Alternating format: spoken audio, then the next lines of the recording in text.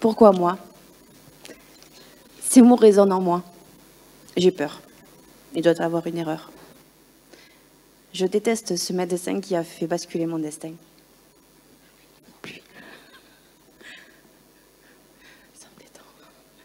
Enchaînement des examens pour essayer de sauver mon sein. J'ai peur. À l'annonce des résultats, je n'y crois toujours pas. Et puis quelques mots d'espoir, cette fois. J'ai besoin que vous vous battiez. Alors moi, oui, moi, je vais me battre. Avec toi, que j'ai souvent bien agacé, à cause de sacrées sautes d'humeur. Sache que j'avais peur. Grâce à ton amour, je n'ai jamais douté. Je crois que j'ai pleuré.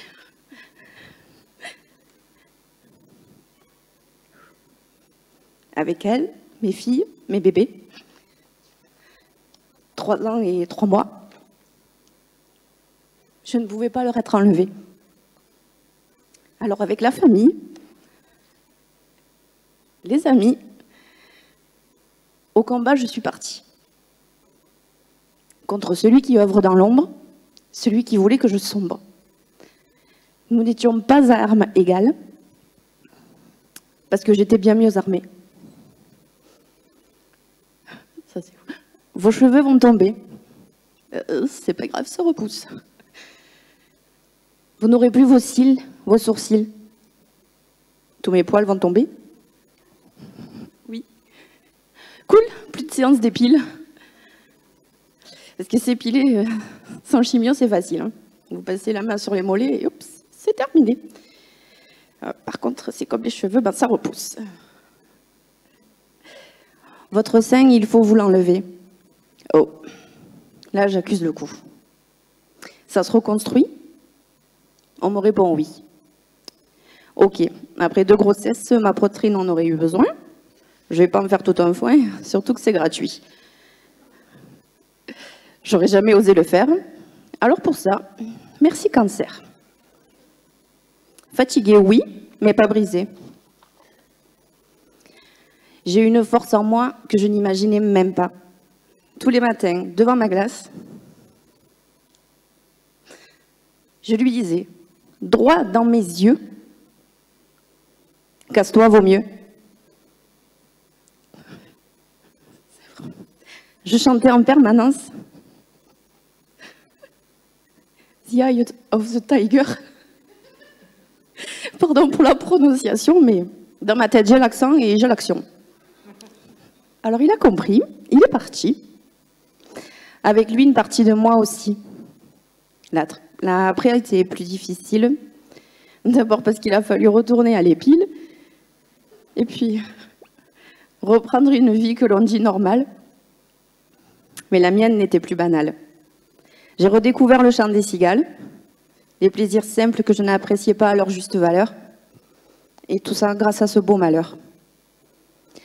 J'ai rencontré de belles personnes qui ne prennent jamais plus qu'elles ne donnent. On dit, tant qu'il y a de la vie, il y a de l'espoir. Moi, je réponds, gardez l'espoir, vous aurez la beauté de la vie. Merci.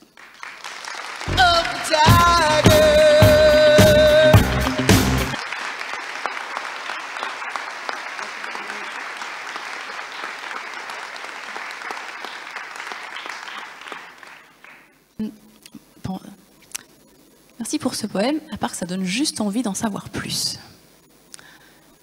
Alors on va rester dans la même métaphore. Donc j'ai bien demandé à Delphine, qu'est-ce que tu avais perdu? Qu'est-ce qui s'était cassé la gueule? Et comment ça s'est reconstruit? Comment tu as repris du poil de la bête? J'ai perdu ma ponctualité.